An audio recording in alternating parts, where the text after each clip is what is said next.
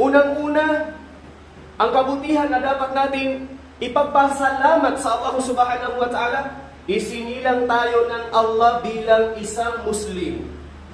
Na kung saan ang mundong ibabaw na ito, libo-libo ang napakaraming iba't ibang uri ng mga relihiyon.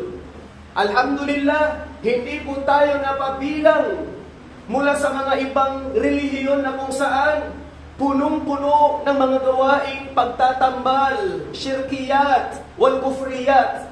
Napakaraming mga gawaing kufur na nagpapasira ng kanilang pananampalataya sa Allah at mga syirkiyat at mga iba't ibang uri ng pagtatambal sa Allah subhanahu wa ta'ala. Isa ito na dapat natin ipagpasalamat sa Allah subhanahu wa ta'ala.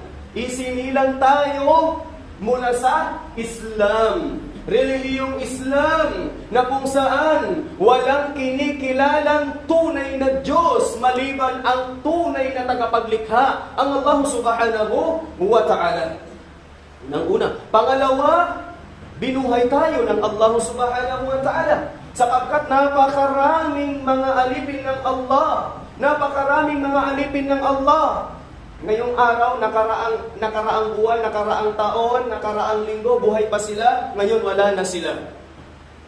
Kaya tayo ay nagpapasalamat sa Allah na hindi tayo pinabilang ng Allah mula sa mga kanyang nilisan sa mundong ibabaw na ito.